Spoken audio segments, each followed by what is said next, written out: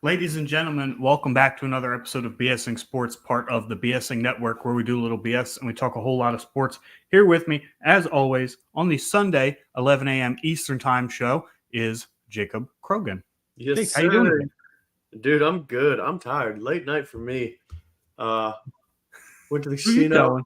got a bunch of bets going, and we came out on top big time for the first week of college football. It's not over yet for me because I do got some bets laid out tonight. However, I did come up about $150 yesterday. Notre Dame pulling out the win despite being underdogs on a lot of the betting lines was, weird to me. I'm a Notre Dame fan. I'm not exactly, impartial is the word, but I kind of have my thoughts about that. But we'll get into a little bit of college football. So today's episode, we're going to go through one last hoorah for buys and sells for Dynasty, right? Because next week we'll be talking about DFS. We'll be talking about injuries. We'll be talking about start sits because next Sunday is NFL Week 1. So last hoorah for buys and sells. Come get them while you can. Come sell them while you can. And then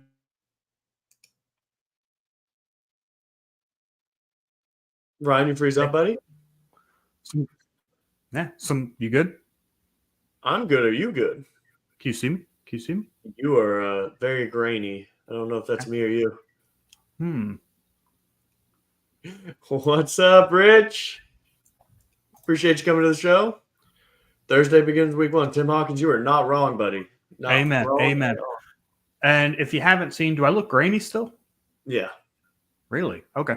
Well, I'll back out and jump back in, but I really want to say real quick while you're viewing this, look at the bottom of the screen. Please subscribe to our YouTube channel for a chance. For a chance to win free prizes. This is the channel to be on. Chance to win free prizes throughout the NFL season. And don't forget to follow us on Twitter at B.S.ing_sports. We do all our updates there. We interact with people there. That's the way to go about it. So we're going to kick this show off with Dynasty QB buy. I'm going to back out and come back in and see if I look rainy after that. Jake, why don't you talk about your Dynasty QB buy? Oh, I will, buddy. I will. Okay, everybody. Well, my Dynasty QB buy here is Justin Herbert. And we've talked about it multiple times. He is so undervalued. Everybody says he doesn't have receivers right now, which is totally fine because he is Justin Herbert. He has the arm talent. He can do everything. Welcome back, buddy. You look a lot better. Oh, thank you.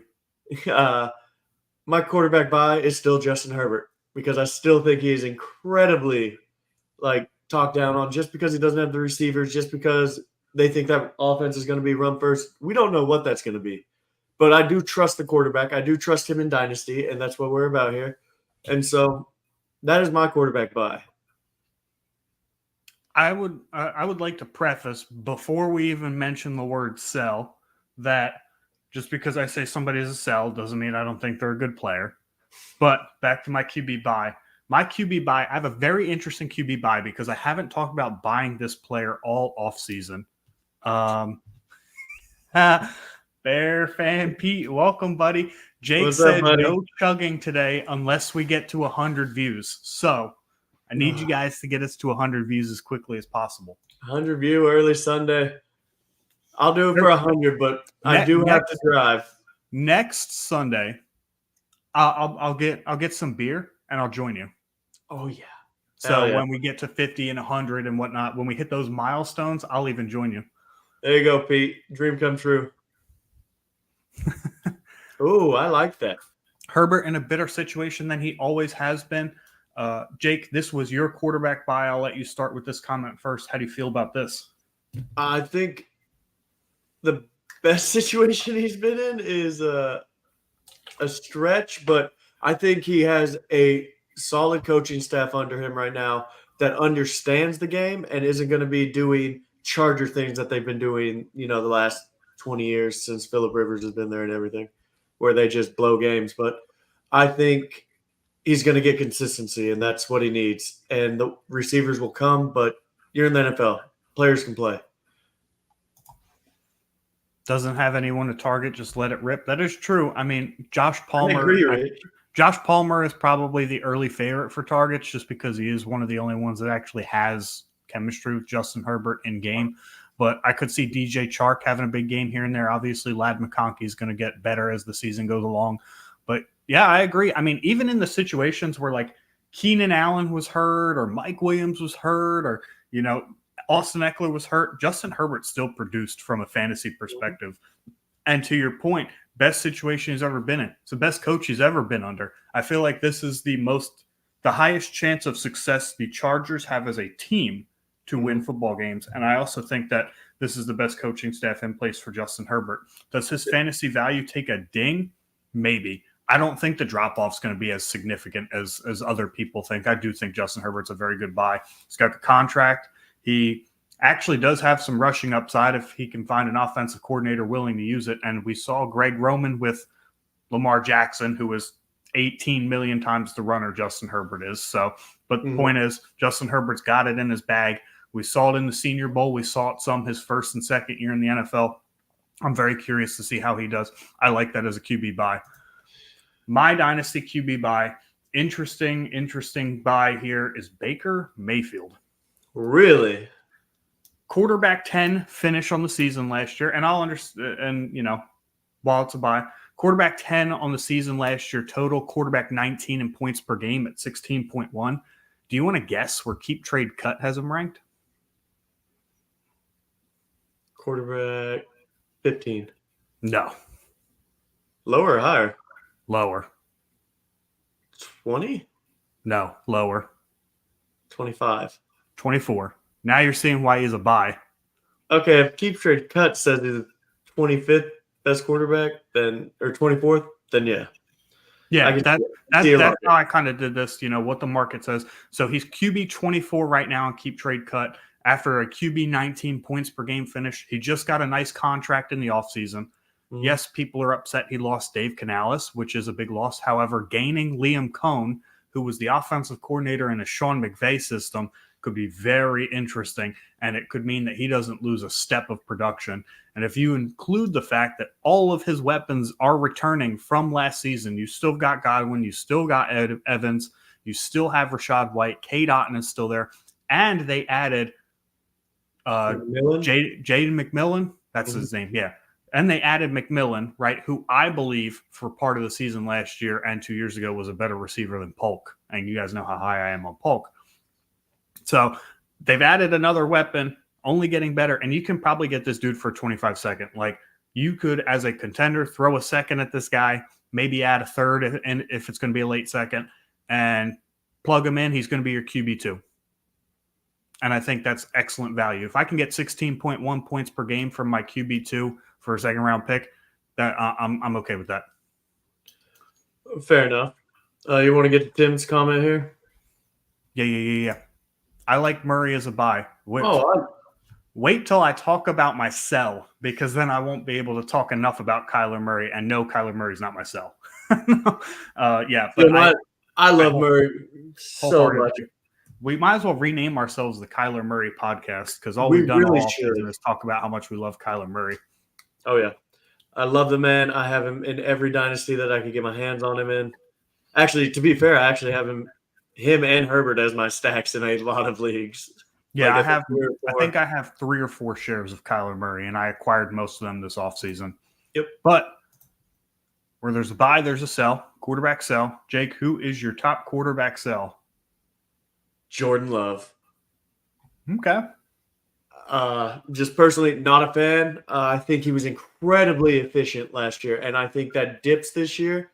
So he could be a buy next year, and we don't know what receivers are going to be healthy. We don't know if he can do it 2 years in a row. He got the bag. Yes, I see it. I love it. But I want to see him be consistent, and I don't know if he can, because some of those throws he made were incredibly close to being picked. And so if he's just having an off day, I see Jordan Love having a completely different narrative than what he had.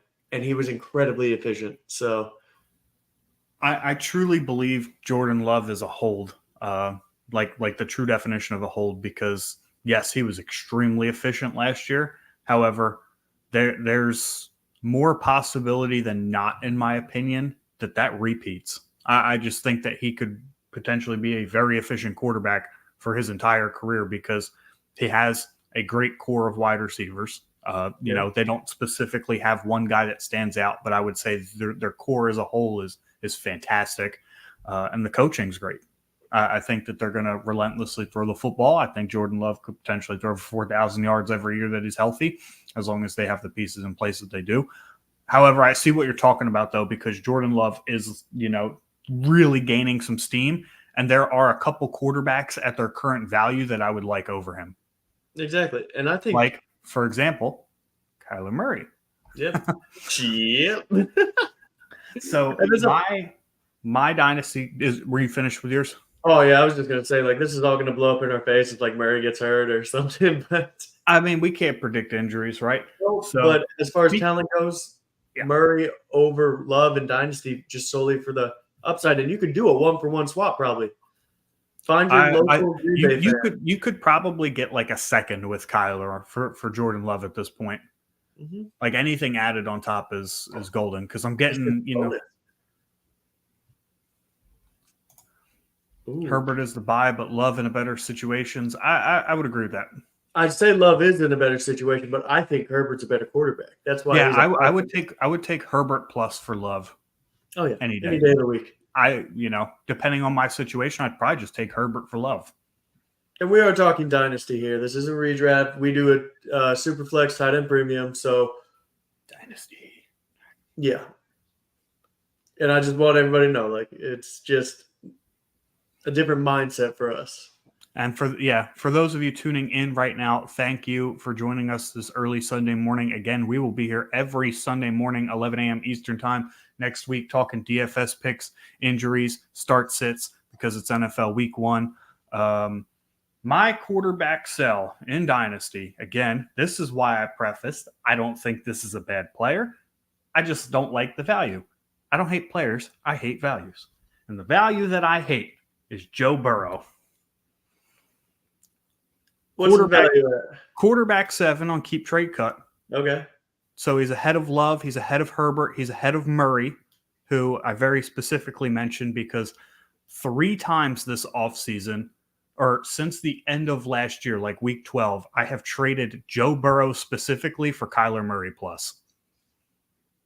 I don't hate that. No, I don't hate that at all. So my reasons for selling Joe Burrow, he's been in the league 4 years now, and in 2 of those, he's had a season-ending injury. Yep. And he's valued at QB 7, but here are his QB points per game each year since 2020. So in 2020, he finishes QB 19. In 2021, he finishes QB 10. In 2022, he finishes QB 4. And in 2023, he finishes QB 25. So he's valued at QB 7, but has only finished better than that one time in his 4-year career. I don't know why we're valuing that high. When if you look at the flip side, Kyler Murray's valued at QB 11, I believe it is. And I think he's finished lower than that in points per game one time in his career. So we've got a guy who's injury prone and Joe Burrow, who has only finished above his current quarterback ranking once in his career. Like I don't like that at all. That's a huge fade for me. I did keep one share of Burrow in a 6-point passing touchdown league, but that's because, again, Joe Burrow's a good quarterback. He's going to produce. I just don't like that value. Would rather have Murray, yes, sir. Also, Kyler Murray is a year younger than Joe Burrow, which is hard to believe because he's been in the league a year longer. Right. And he doesn't have as much rushing upside. I think Joe Burrow does have sneaky rushing upside, but I was about to say, like Justin Herbert kind of. He's not, Kyler Murray. And that's what you want in your quarterback. You want them to have the ability to extend their plays with that athleticism. So he's definitely not Kyler Murray by any standards, and he's not Lamar Jackson or Jalen Hurts, but he can get you those 40-yard games rushing, and that's 4 extra points right there. Yeah, and for Joe Burrow, you can probably get multiple firsts, or you can tear down to another talent and get plus some. I just think that's the smart move. So let's do this. Running back buy. Oh, this is easy. I hate buying running backs, except I've done it a lot. I know you do. You absolutely. I've done it a lot recently. Look at you go. Which is really funny leading into our prospects for next year. Hey, what's up, Hot Take? Oh, Hot Take joined in. Oh, my buy here at running back is Ramondre Stevenson. I just don't understand it. I don't understand the hate he's getting right now. He is going to be the bell cow. So I love Antonio Gibson. You can talk to Ryan about this. I am a big Antonio Gibson fan. Are you finally off the Antonio Gibson train? I am. The talent's there, just he never put it on the field, and that is fine. I'm okay with it. I've died with that. But Ramondre Stevenson is going to be the bell cow. He catches passes. He's every down back in that offense. Jacoby Brissett is going to dump it off to him. He's going to be a running back one this year if he stays healthy, and it's no ifs, ands, and buts. And you can trade him. You could get him plus some for Rachaad White if you have him. Ooh. And to me, that's what you need. I like that take. I like the take of him being an RB1 if he stays healthy. He does have all the ability, and he's actually quite efficient. If you look at his yards per carry against behind a really gruesomely bad line, by the way. But yeah, I don't hate that at all. I think Ramondre Stevenson's probably one of the more overhated guys and always has been in Dynasty. And there's a lot of running backs you could tear down from to get Ramondre. So I think that's a really good deal. I think that's an excellent. Well, I appreciate you liking my running back buy. So I've seen your last little sell quarterback. I traded Jaden Daniels, Christian Watson, and a first-round pick for A.J. Brown, Najee, married. Man's supposed to say Harris, probably auto-corrected. It's all good. And Aaron Rodgers while having Patty as my quarterback in Dynasty. So is this a single quarterback, I take it? It's got to be. And if it's single quarterback, I love this deal. Yeah, if it's single quarterback, you won that. I mean, Watson and a first for A.J. Brown is criminal in one quarterback. Oh, yeah, absolutely. You're getting a guaranteed top 8 wide receiver there. Yeah, and if it's single quarterback, you can go ahead and throw in Jaden Daniels. Yeah, you can throw in Jaden Daniels there. Yes, he's going to get you the rushing upside, but in single quarterback leagues in Dynasty, and I think Ryan agrees with me on this situation, is you can fill in those, and unless you have a Josh Allen or a Lamar Jackson, the top tier guys, a top 5, you can plug and play quarterbacks any day of the week because they're there on the waiver wire. So you can just do what you want there. And so Jaden Daniels has potential. He's small, so you're kind of scared about him rushing. Personally, that's what I'm worried about, and I'm an LSU fan. I love Jaden Daniels. But I think you crush that deal. Aaron Rodgers probably with that offense and that defense constantly giving him the ball back, he's probably going to put up good yards. Yeah, he only has 1 or 2 years left, but that's all you need. And you just said you have Patty Mahomes as your first quarterback. So there you go. There's your top 6 quarterback. You hit the nail on the head right there with what I was going to say and lead into is the fact that you're starting Patrick Mahomes every week. So you can go ahead and throw in Jaden Daniels in single quarterback. Doesn't matter.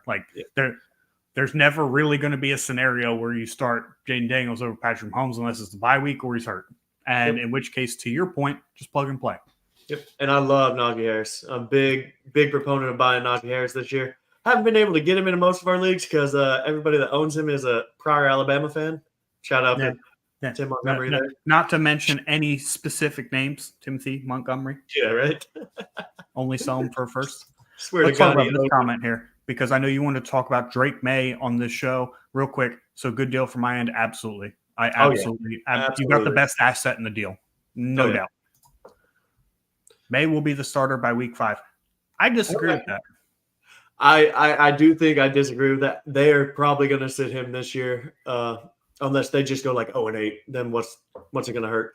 But I mean, I could see him getting some reps maybe later in the season, but I think they really need to figure out what the rest of the offense looks like, and B, Jacoby Brissett has never really played that bad anywhere that he's went. If they've lost games, it's not necessarily his fault. Now, is he going to be some cornerstone franchise quarterback? Probably not.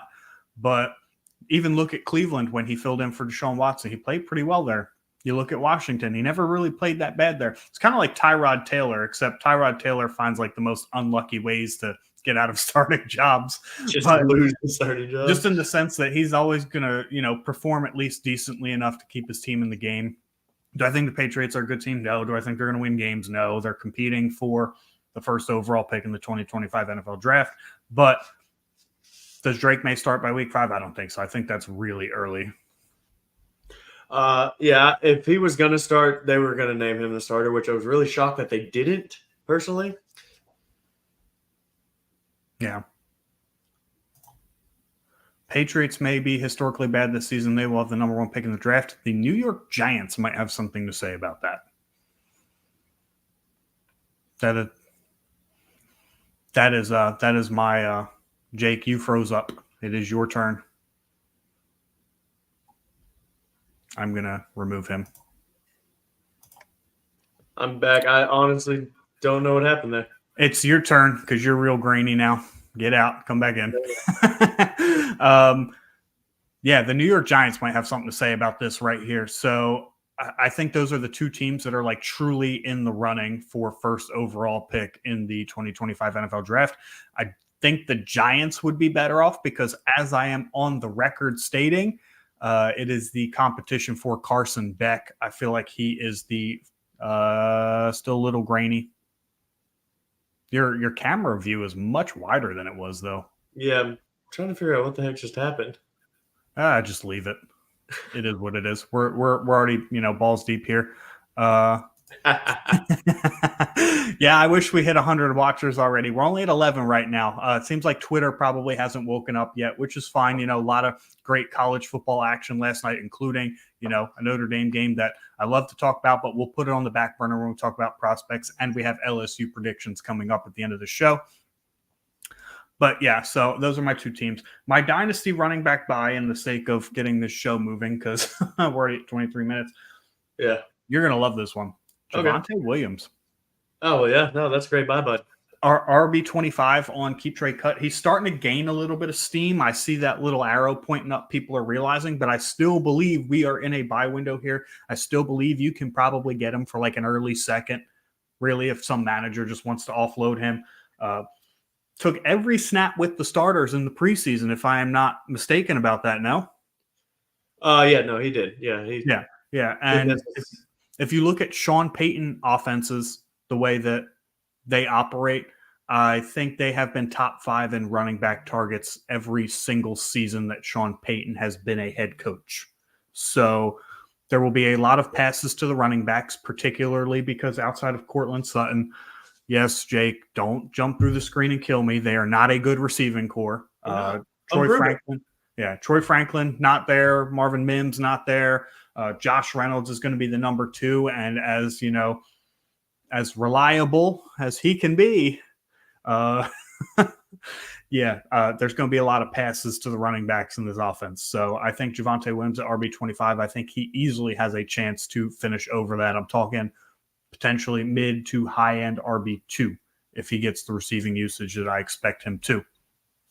Hot Take City, my buy is Pollard and Rico. You've been beating the drum for Rico Dowdle all offseason, but I'm curious, Tony Pollard, because my buy is the other running back in that backfield. Mm-hmm. If I had to buy one of the 2, I'd buy Spears over Pollard, but Pollard's an interesting one. And Spears is going to cost you more, so I can see why you buy Pollard, but you like the upside and the age difference there. So where there's a buy, there's a sell. So, Jake, who are you selling at running back? Rachaad White. Oh, a guy you were beating the drum for in the early part of the offseason. Let's go ahead and hear this. Yes, I don't think he's efficient enough to sustain what he did last year. And I just think whether it's this year, get ahead of it. Get ahead of it because, as we all know, next year, the running back group, they look good. And it would extremely shock me if Tampa Bay did not take a running back next year in the draft. And White can prove me wrong 100% here.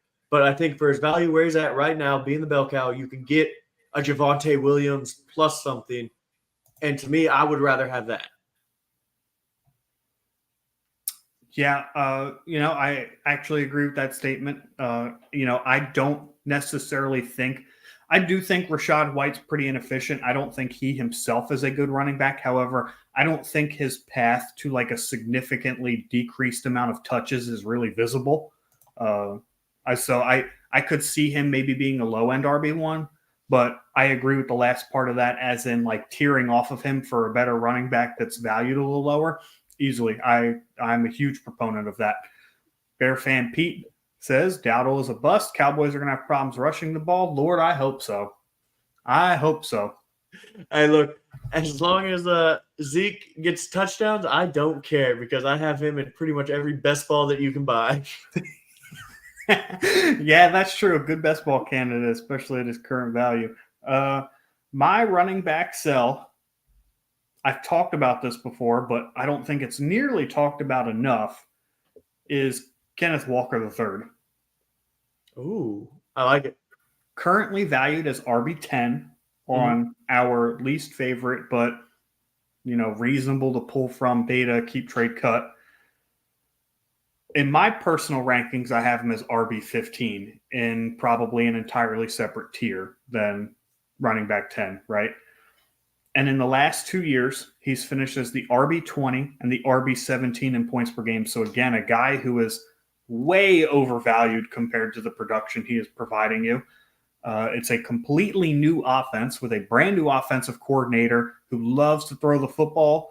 And Zach Charbonnet is the better pass catching back of the two, which leads me to my next point. Kenneth Walker III, only 72 targets in his career, not heavily involved in the passing game. I expect to see a ton more work from Zach Charbonnet.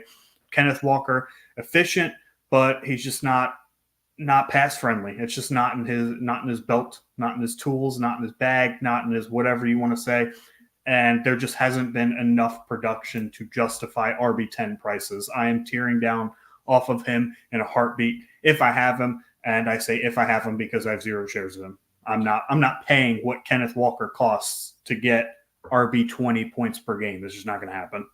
Yeah, I have a take in that offense, and we will get to see it against Denver. So Denver didn't have a great rush defense last year. So if he can't get it done, we love Charbonnet as a prospect. We love what he did last year, and he just continually gets the I ball. think he's more involved. I think it's and I think this. Go ahead. I said I think it's closer to a true 50-50. Yep. And I think they pass way more in this offense. So honestly, I've secretly been every league that I don't own him in trying to get JSN because I think he has a breakout year this year because I think Geno Smith won't be able to get it done. And this is a hot take that I probably should have brought on last week's episode. Sam Howell will end up being there and passing the ball around a ton. I don't think Geno Smith is going to be the starter by the end of that year. That's spicy. I wish you would have said that on the hot takes episode. Yeah. I thought about it after. I think that's like an 8 or 9 out of 10, dude. Yeah. I think Geno Smith is the guy there, at least for this year. I think they potentially look to move off of him next year, depending on what happens. I do think that those wide receivers will be in a much better position than they were last year. I don't think Shane Waldron is a very good offensive coordinator. He obviously struggled to get the most he could out of his 3 wide receiver sets. And I'm looking for better production out of the old Washington Huskies offensive coordinator whose name escapes me all of a sudden. Yeah. Hot takes, I like it. And it is early morning, dude. Trust me, you're good. You're good. We Stupid get it. iPhone autocorrect. Hey, man, it's better than having an Android. Bill is the only one who believes that having an Android is better than having an iPhone, which is why we leave him out of group chats. Oh, don't hurt Bill's feelings like that. Bill, we love you, buddy. But Dynasty wide receiver buy. So Dynasty wide receiver buy. Jake, who do you have as your buy? Well, I kind of just said it. So JSN is my buy right now. I kind of lead it into that without meaning to. Buy JSN. Transition. Yeah, do what I can. JSN is my buy. Last year, they were trying to run the ball. That offense had no identity. And JSN is an elite receiver. I think he has potential to be it. A better Tyler Lockett, Doug Baldwin, if you want to compare him to Seattle players.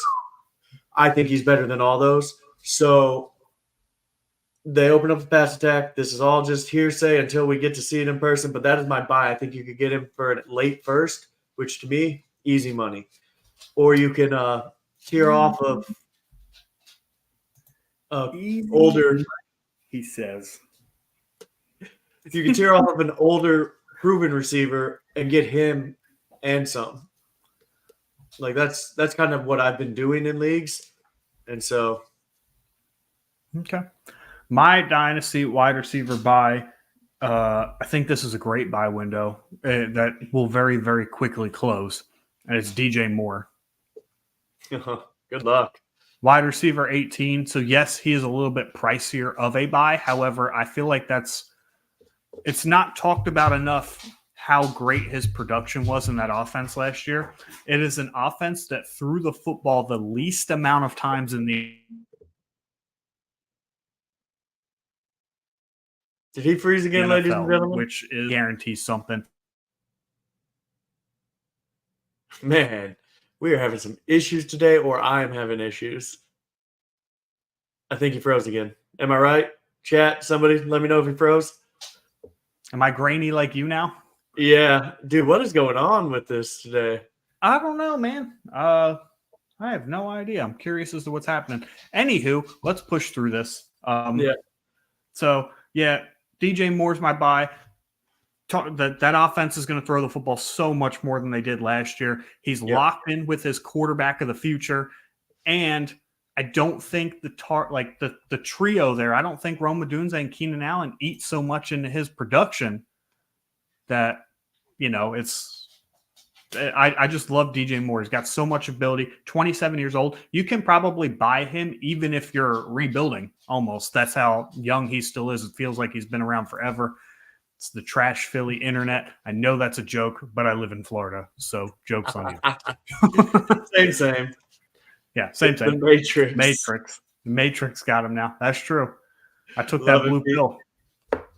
Pete, stay tuned because I got a doozy for you. But I do love DJ Moore. I just don't love him at the price. That offense is going to pass more, and I would much rather have a different player on that offense. I think DJ Moore has a string of top 12 finishes coming up, and if I can get that at wide receiver 18 prices, I'm good with that. Fair enough. I don't hate it, like I said. But let me ask you. Moore is quarterback proof. Yep, that's true. You're guaranteed wide receiver 2 production. That's true. Yeah, he had his own tier for like the last 3 years. One more fan comment. Oh yeah, I forgot. We are 2 hours. We are in 2 hours away from us. I think he's trying to say he's 2 hours away from you. Oh yeah, interesting. Interesting. I didn't realize that. Maybe I did and just forgot. What were you going to ask me? I was going to ask you, what wide receiver are you selling?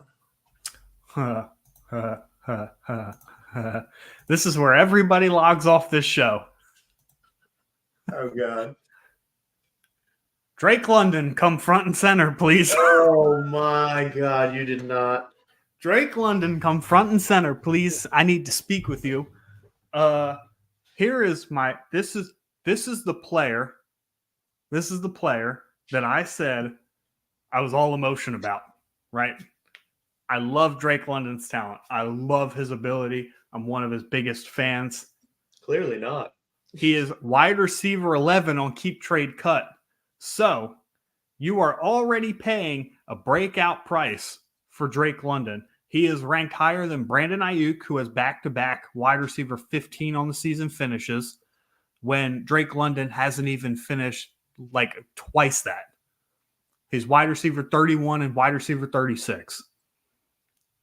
If Drake London does not finish in the top 12 for whatever reason this year, his value is going down next off. Like the value, if he does not finish in the top 12, like period dot, the value will be lower next off season and you will have missed because you are already paying a breakout price for a guy who has not broken out yet.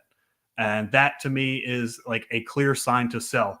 And how much better is he going to get than wide receiver 12? Do you think he's a top 5 wide receiver in fantasy? Do you think that's really in the realm of possibility? I think it's more likely he finishes outside the top 12. So I'm selling Drake London at this current value.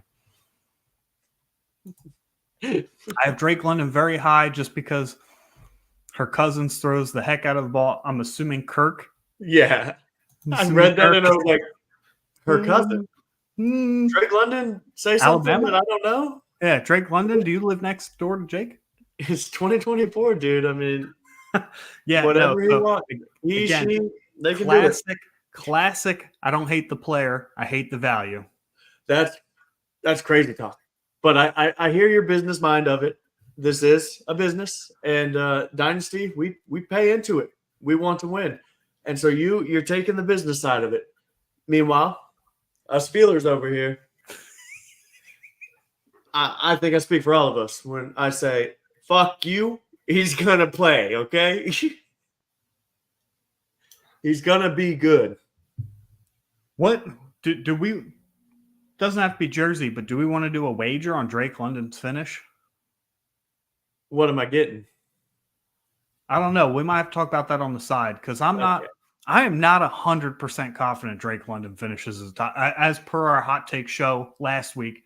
I don't know. That scares me. Even if he finishes wide receiver 13 with Kirk Cousins as his quarterback, who has repeatedly made guys wide receiver ones, that's a problem. We'll find out. We will see. I'm so excited for this football season, dude. Yeah. Like so much has happened, and we put so much work into it. I might cry when Red Zone comes on tomorrow or next Sunday. Like I might just shed a tear. I'm absolutely gonna cry. I'm just gonna, with my cooler full of beer, just. All right, who's your wide receiver, Sel? Oh, I'm gonna get a bunch of hate for this. This is where I thought you were going. Puka Nacua. I don't hate that one at all. He was the first name that came to mind when I was looking at the list, and then I was like, no, I think I can get more for this guy. Dude, his price is too high for him to repeat. Like wide receiver 8 on Keep Trade Cut. Yeah, and to me that's cool. Can he do it again? Maybe.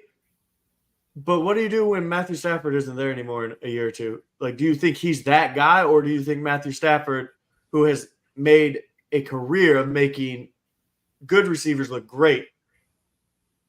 So, and I also still think Wait, Cooper you Kupp mean is the Golden guy. Tate and Marvin Jones weren't always good? I'm just gonna let the chat think on that one real quick, because a bunch of them are probably like, "Who?" Exactly. That's all you need to know. One hit wonders, and that's what scares me. So you could get a first and a second, or you could probably We just seen a trade for Puka in one of our leagues, 2 firsts. Yeah, and to me that is insane value that you can get. Yeah. Puka for 2 firsts is too Appreciate much, it, especially because in the short term, I thoroughly believe Cooper Kupp's the guy there. Like that might have been. I talked about this, I think, last year. I didn't really say it a lot this year. There's a lot of noise in the offseason that's 95% crap. I think Cooper Kupp having the offense run through him is part of the 5% like this is real.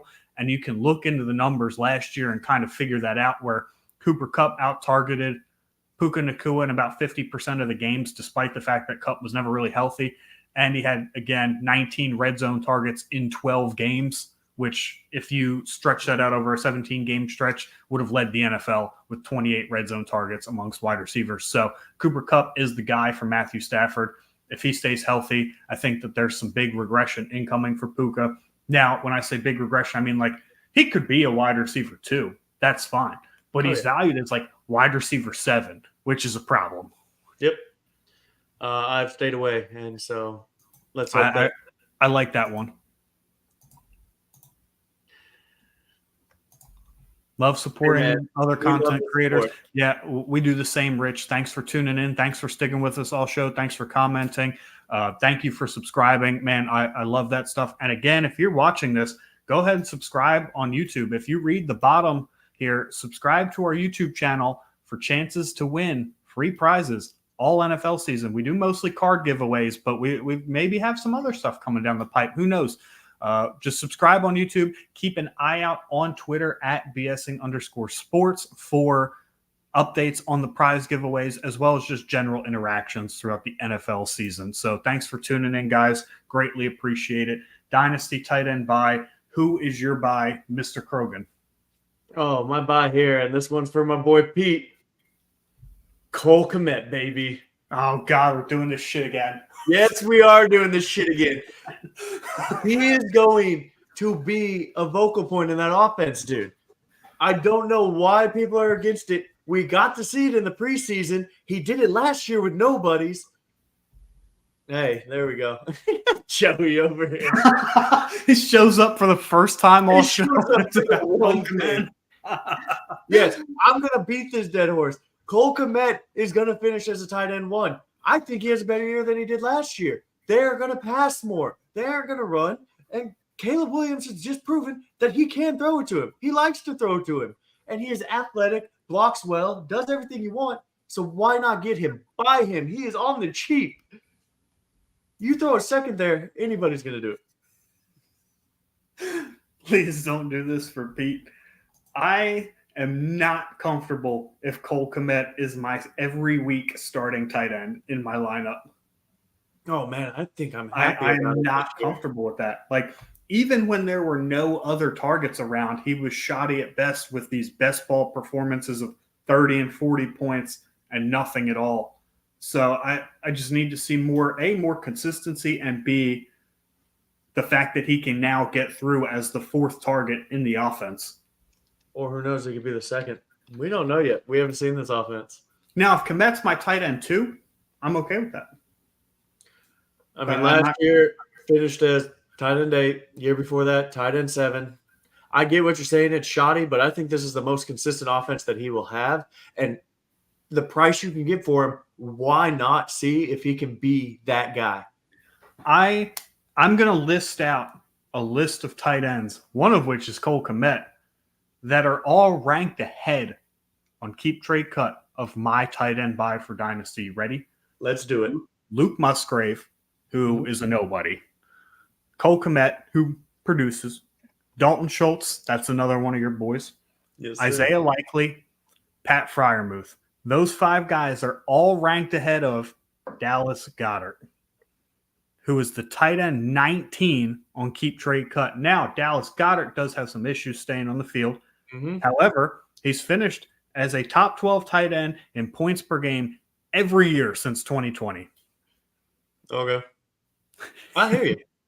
So you're getting absolute production. If I can definitely trade Likely, Musgrave, and Freiermuth straight up for Dallas Goedert, I'm taking that. Like all day. Dallas Goedert over any of those guys. Yeah. Musgrave is like the 6th option in his offense. Like that guy is but he did perform when he was there. Perform to what? 5 points a game? Hey, when he played, it was there. The option was there. Pat Freiermuth's coming off a really bad year, and Russ was just named the starter, so we're definitely out on that. Isaiah Likely is a backup. People talk about every year, oh, they're going to go to 2 tight ends. Oh, they're both going to be relevant. Oh, no, the fuck they're not. Okay, it's Mark Andrews' show until he gets hurt. That's the reality of the situation. Oh, man. Appreciate it, JC. Yes, Love if you're that, watching JC. on a different platform and you want to just come over to YouTube real quick, like and subscribe. It helps our channel. It helps with everything, and we do appreciate it. But I don't hate it. Dallas Goedert, yes, when he's on the field, money as a tight end. Oh, yeah, and he's on the field. That is the question that you have to number ask. 2, number 3 target in his offense. I would take Dallas Goedert straight up over any of those guys. Yes, that includes Kmet and Schultz. I'll take that jersey bet with you. What? Who has a better year this year? Kmet or Goddard? Yeah. Talking points per game, tight end premium? Nah, I'm thinking like the whole season. We can do an injury clause if you want to. Okay. Yeah, let's do it. Yeah, let's do it. Okay, let's do it. Dallas Goedert, for sure. Okay. I got Cole Kmet is cooked, ladies and gentlemen. We got a jersey bet alert. Buddy. We got a jersey bet alert. And I'm getting it. Who does Jake hate the most? I probably want a Patrick Mahomes jersey. That's fine. If it's not a Raiders, if I don't have to buy another Raiders jersey, we're good. Actually, you know what? Are there any Raiders players that I really liked? There's not. Like Tyrone Whitney. Like I'm going to get you a Jamarcus Russell jersey real quick because that's about what a Raiders is. Like an embodiment of a Raider. That would actually be like extra salty to you given the fact that he came out of LSU. No, but he came out of LSU from Alabama. You know, I don't hate it. But yes, that's my tight end buy. Let's do tight end sell. Go ahead, lead us off with your tight end sell. Even Pete is not drafting Kmet. Man, I'm getting flamed. Hey, but you know what? Last year, y'all laughed. This year, fine, whatever. I'll laugh again by myself. God, I'm posting all these jerseys up on the wall when you and Joey lose to me. Dude, I have so many jersey bets. I need to look and see what's pinned. Okay, just for the Raiders slant, I'm taking my leg back. Oh man, Rich man, I'm sorry. There's two things guaranteed. I'm gonna shit talk Joey and I'm gonna shit talk the Raiders. That's about it. Death, taxes, shit talking the Raiders. Guarantees in my life. Tight But end my sells. sell here, and this is going to be interesting, and I solely base this off of I like the future better. I'm selling Mark Andrews. I don't hate that. His value, he is great. I'm not knocking this. This is one of those guys that he's going to give you points. Lamar Jackson loves him.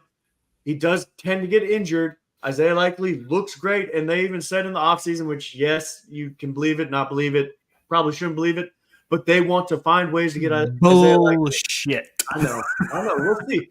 Outside of Zay Flowers, who do they got? I know JC's favorite guy, Rashad Bateman, but we'll see how that goes. But oh, we're taking if low JC's blows. watching, I'm so screwed for that comment. Blows here now.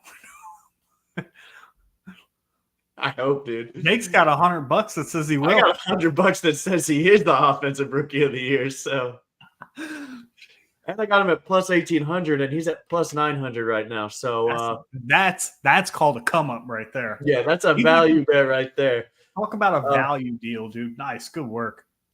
Bateman to the moon. Bateman to the moon. God, I've been saying that for years. Yeah, but we see this, and Andrews is so high, but there are so many young tight ends right now that you can buy that I think you can get plus some. Trey McBride. You can't get Laporta more than Andrews, sadly. Man, I'm drawing blanks now. I would take Travis Kelce over Mark Andrews. You could get Pitts. Yeah, Kelce. All for plus some and Andrews. For Andrews. And to me, that value is just too high for the inconsistency. And we know that offense can run with Isaiah Likely, and they like that Isaiah Likely is younger. Does Andrews' contract end soon? He signed an extension. Did he? Okay. I know he has an out clause somewhere. I don't remember if it's this year or next year. We'll see how it goes. But to me, that is the tight end you want to sell right now, just because you could get younger at tight end. I love Trey McBride. You could get consistency in Kelce plus some, and you could get Kyle Pitts. You can't get Laporta, and I'm trying to think of anybody else. That's JC's boy right there. That's funny. That is funny. I've seen on Twitter, man. He sleeps next to pictures of Bateman. It's fine. Dude, I saw that. That was a classic prank. That was so good. That was beautiful. So good.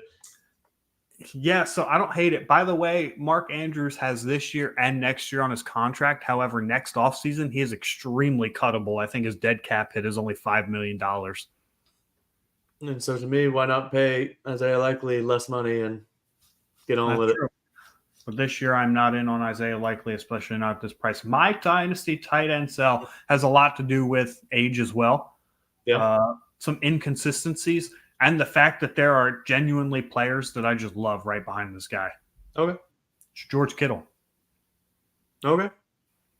He's Cole Kmet on steroids in the sense that he's either 30 points or 5 and has had health issues, over his career. But it simply comes down to value. I would rather have Evan Ingram. I would rather have Jake Ferguson. And as we've grown closer to the season, I'm going to have to update my rankings on this. I'd rather have David Njoku, and I'd rather have Dallas Goedert. Okay. Especially if at their current values, I can get plus for those guys. So if I can get David Njoku plus for George Kittle, I'm game for that. I don't think you even had Goddard in your top 12. I did. He was 12 and 13. Njoku was 13. They were right there. I got you. They were right behind George Kittle, but I might have to update the tier. I don't hate that, but at the same time, you're living and dying with Kittle because I don't think you can get the value that he provides. If I could get Evan Ingram straight up for George Kittle, I'd do backflips all over my house. Yeah, but I don't think anybody's going to do that. I don't think anybody would either. But according to Keep Trade Cut, people would, which is again not a realistic platform, so I don't really like it. But hey, something to pull data from, something to give talking points to. So that concludes our buy-sell portion of this show. It's probably the last one we're going to do. Maybe we'll do another one mid-season when some values change. But starting next Sunday, it'll be DFS plays, it'll be injuries, it'll be start sits, and we cannot wait for you guys to come out there. So again, subscribe to our YouTube channel. 2025 prospect update. Week 1 of college football is almost over. We have to watch Garrett Nussmeier come around and spank the USC Trojans tonight. That's going to be fun to watch. However, we each had 4 prospects we highlighted on accident. By the way, I want to say, without coordinating our buys and sells, we managed to not overlap one time. Which is nice. Yeah. So the people love the content. But yes, hopefully y'all tailed our bets. In contention for wide receiver 1 of the 2025 draft class and got started with a boom last night while most of you were in bed. And that's Tedero McMillan of Arizona. 10 catches, 304 yards, 4 touchdowns, went absolutely nuclear. I saw a video of a route he ran where on the release. Matrix got him again. He didn't even put hands on the very well. He looks a lot like Mike Evans when he plays football. And Mike Evans, as you know, for fantasy has been very consistent and very good throughout his career. So keep an eye on Ted McMillan. Jake, who's your first prospect?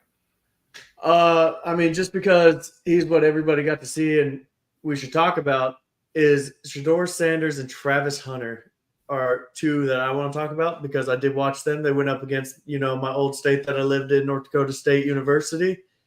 Go Bison there. But Travis Hunter. 8 favorite college teams. Yeah, right? Nah, it was just fun to live there and, just cheer for the home team. But Travis Hunter, I have a huge question on what is he going to do. Because if you watched him and watched the plays he made as a receiver, you're just like, yes, please, that's what I want. And there's no way you could do the NFL like what he's doing right now. I don't think they will allow it. I don't think people want to gamble on it. And to me, I think he is a better receiver prospect than corner prospect. I looked into this 2 years ago, and I am 99% sure there's actually a rule in place against full-time offensive and defensive players. Really? I think, for player safety, I'm pretty sure. Again, I looked at this 2 years ago, but I think that there is some kind of rule in place where you can only play X amount of snaps on each side of the ball. Yeah. So to answer your question, I think if he was smart, he would go in the NFL as a wide receiver because if you're looking at some of these contracts right now, wide receivers versus cornerbacks, that stuff is crazy. Like wide receivers are getting paid out the ass. Oh, yeah, absolutely. I think what could potentially happen is he gets drafted as a almost full-time corner and sprinkles in some wide receiver plays, maybe 10 to 15 plays every week on the wide receiver side. But it's also hard to find cornerback talents as good as Travis Hunter, and to be able to lock up a team's number 1 wide receiver potentially and then go on the other side of the ball for about 15 snaps a game. I could see that. Rich, we were discussing Travis Hunter. Right now, we're talking Travis Hunter. And to me, I agree with you, Tim. There's no way you can do it. But that kind of sucks from a fantasy value unless you are doing IDP like I know a lot of you guys love to do. But his hands, he catches everything as you saw. That 3rd touchdown he caught was a thing of beauty. And good deal. Smart move. You don't hate it. There's another guy that I would love to talk about in Debbie's that people need to, Ryan Harris out of Alabama. That's one people should keep an eye on, the 17-year-old that went nuts in his first game. But we're going to go to Shedeur Sanders, and I don't like what I saw on the first tape against NDSU. Yes, they played, but you're at home. You're comfortable in that offense, and they made you sweat. And they kind of his processing and looking at everything, the only person he was comfortable throwing to was Travis Hunter. And like when it came push come to shove, he threw it to Travis Hunter regardless. I don't know if his receivers are getting open. I need to watch film on it more, but he just looked slow processing, holds onto the ball, didn't look athletic enough to get away from FCS like level players as far as NDSU. Great program, but I think you go up against these D1 schools, and next week against Nebraska, I was hating on Nebraska. I'm kind of scared for Sanders and what's going to happen in that game. It's very exciting, and I want to see what happens. But I hope he proves me wrong, but I don't like him as a quarterback prospect right now. Actually, as a whole, I was kind of down on all the quarterbacks that I watched this weekend. Okay. My next prospect I want to talk about, again, I think he's probably the consensus RB1 at this point, but the guy I'm going to talk about after him is really going to make a push. It's Ollie Gordon. I mean, 27 carries, 104 yards, 2 touchdowns, 4 catches, 42 yards, another touchdown. He's involved in the passing game throughout his career at Oklahoma State. Yes, the yards per carry aren't great, but if you go watch the film and watch this guy's contact balance and his ability to just break tackles is unreal. The 36-yard swing pass he took for a touchdown was probably about 40 yards, considering it was behind the line of scrimmage. I think he broke 3 tackles. His first 12-yard touchdown run went right off the left guard, broke another 3 tackles into the end zone. This guy is a monster, and he can handle a workload. And I asked a question on Reddit a couple days ago about who people's 2025 prospects are, like who your guy is. And somebody else brought up a good point and said, even the bad Oklahoma State running backs aren't bad in the NFL. If you look at Melvin Gordon, if you look at Justice Hill, if you look at Chuba Hubbard, all those guys somehow, some way still maintain their fantasy value. And when they've played, they've actually done okay. So, I mean, Ollie Gordon could be the RB1, could not be, but this is a dude that I'm looking to get my hands on in the 2025 rookie drafts for Dynasty. Yeah. I thought Melvin Gordon went to Wisconsin. Oh, yeah. Not Melvin Gordon. Man, who was the third name I'm thinking of? Chuba Hubbard, Justice Hill, and Jaylen Warren. That's what I'm thinking of. Oh, yeah. Jaylen Warren was the third name I'm thinking of. There you go. So, again, all those guys, Justice Hill is – we hate him because he's annoying, but when he plays, he produces. Right. So, yeah, that's my second prospect. Who's your, I guess, third? Yeah, my third. Beck. Carson Beck out of Georgia. Interesting, because, I was making a ton of jokes last week saying the Giants were going to win the Carson Beck sweepstakes, and now we're all highlighting him as a prospect. Oh, these are highlights? Not talking bad? I was bad? Yeah, I thought he did good things, but definitely saw some concerns as far as like accuracy issues, and just he was missing some throws, and I wasn't impressed. StreamYard froze him because he's back. We just froze up, buddy. I got you freezing up. No, like we both did. Both of our screens went out. I didn't hear what you said. And that's good because you just said some BS anyway about Carson Beck, so we don't need to hear that. Okay. Whatever you want to say. Carson Beck looked inaccurate. He looked unpoised for a lot of that game. And outside of their true freshman running back that was running the ball, Frazier, they did not look competent. Yeah, we're both freezing up. Tim Hawkins, in case you haven't been watching, we already talked about Tet McMillan. He was my first prospect that I talked about. 10 catches, 304 yards, 4 touchdowns. Yeah.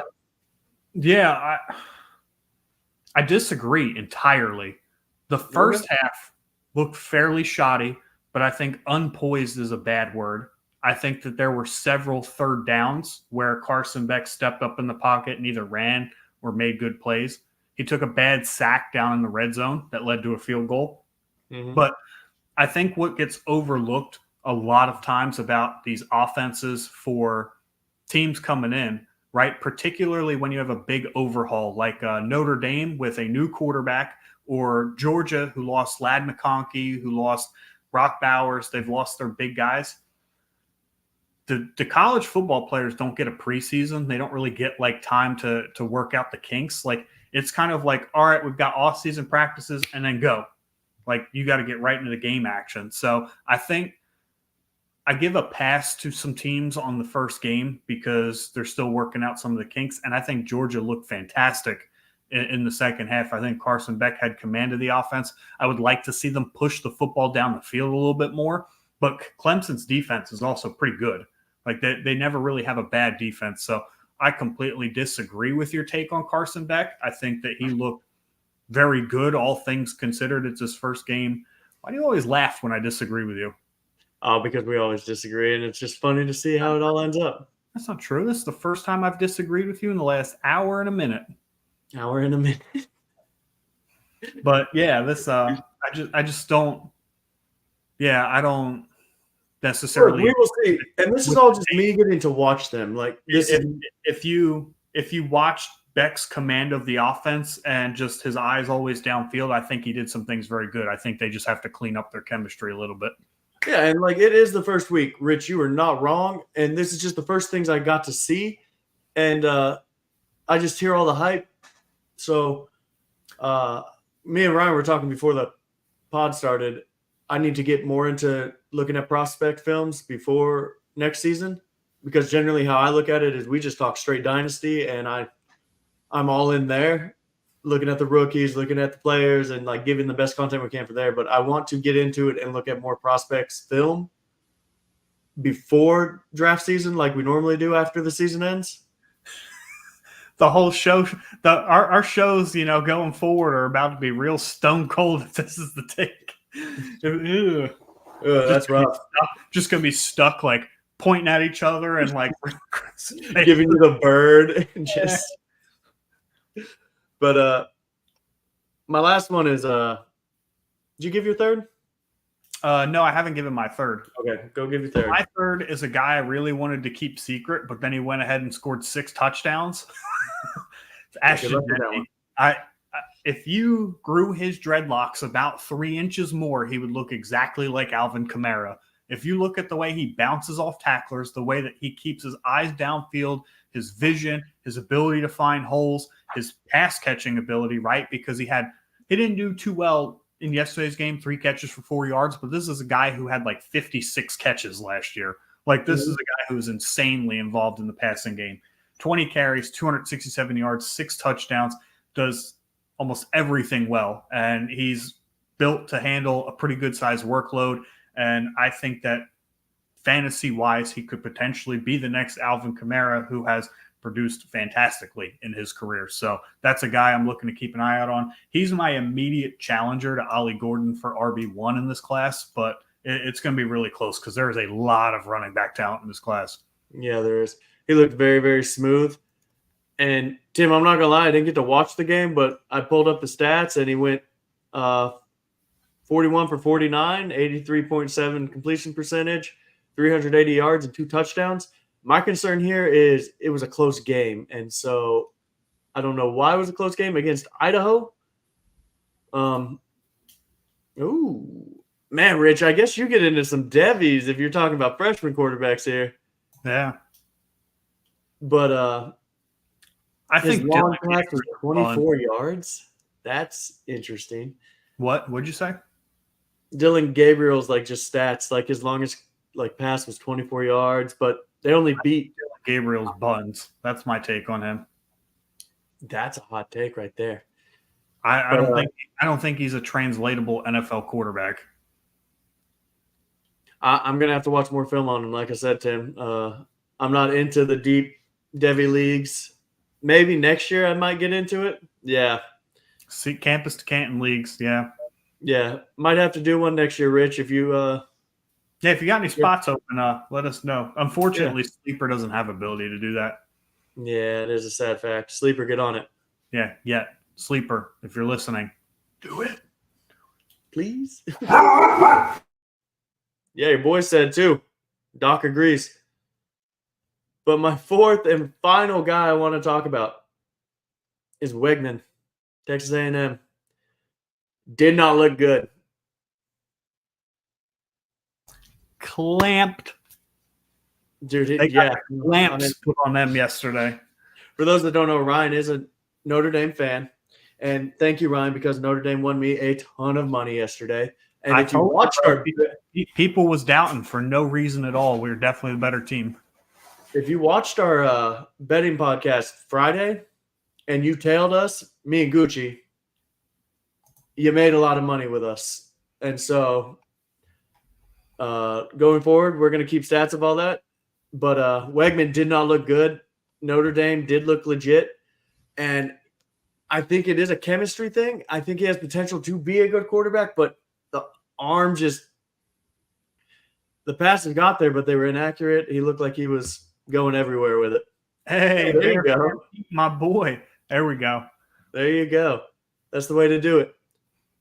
Yeah. Yeah, real quick. I just wasn't impressed. Yeah, I think Connor Wegman has some arm talent. I think it is there. I think losing Evan Stewart to Oregon was a big loss for him, losing his number one target in the offseason. And I don't think outside of Le'Veon Boss, they have any real threats in the passing game. I think Wegman does some things okay. Going into a new offense with Colin Klein at the helm, though, I didn't realize he was the offensive coordinator there. I thought that was kind of interesting. If you remember, Colin Klein finished third in the Heisman race in 2012 behind Manti Te'o and whoever the winner was that year. I forget. 2012. That was the year Notre Dame went to the national championship game and we got embarrassed. Wasn't that Ingram? I don't remember, but might have been Ingram. Yeah, so it's I think Wegman's okay. I like him as a prospect. I think he's in a pretty tough spot right now. I don't really trust A&M. Was Derrick Henry, I think.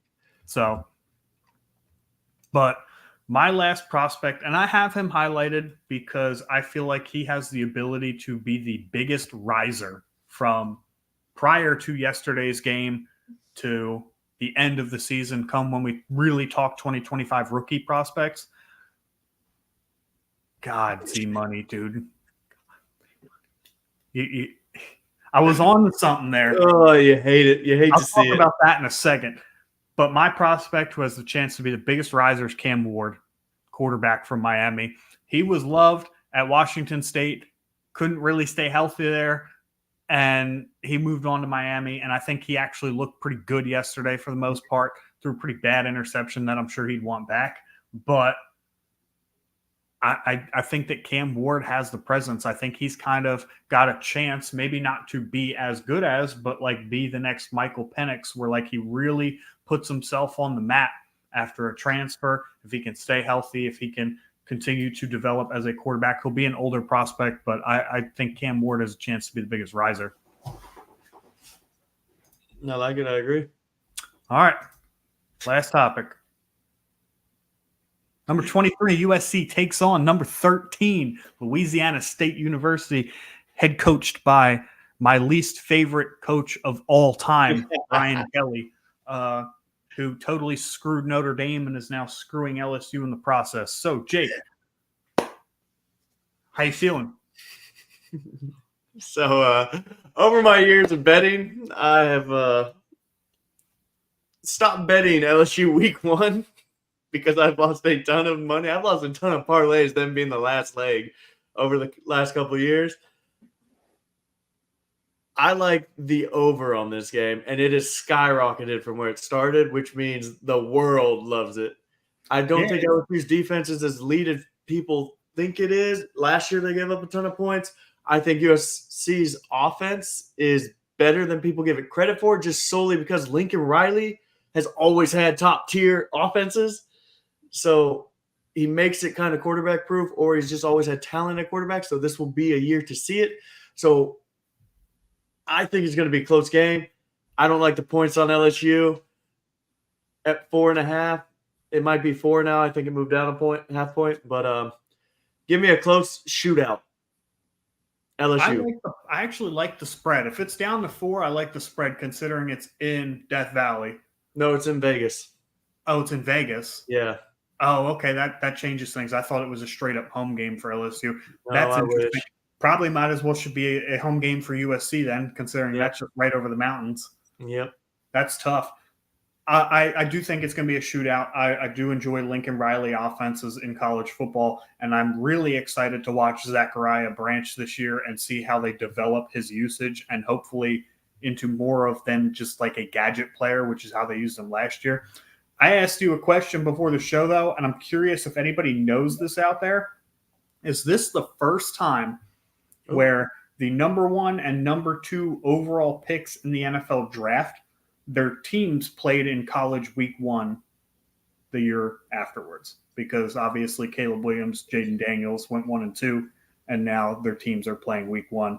I'm wondering if that's the first time that's ever happened. So, final score prediction. Numbers. Need it.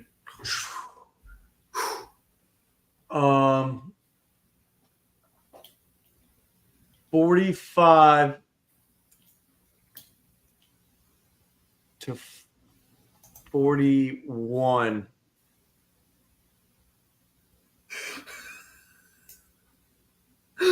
Oh, that's funny. 45 to 41 LSU, which actually puts them at 4. You have a ton of faith in Garrett Nussmeier. Oh yeah. No, I think people are about to be shocked by this man. Everybody's going to know his name by the end of the year, and that's not me being a homer. All right. Well, ladies and gentlemen, that's all we have for today's show. Thank you for tuning in to B.S.ing Sports. If you have not read the bottom of the screen here on the ticker, follow us on Twitter at BSing_sports for all updates on shows, giveaways, and interactions. We'll be asking start questions every Sunday morning. Subscribe to our YouTube channel. That's the easiest way to just lock yourself in as eligible to win our giveaways. We'll have cards. We'll have other prizes throughout the NFL season to keep everybody engaged. Didn't know that. Interesting. There's a lot of things I don't know too. And you know what I don't know? I don't know who's going to win this game. So thank you for tuning in to B.S.ing Sports, part of the B.S.ing Network, where we do a little BS and we talk a whole lot of sports. Have a good night.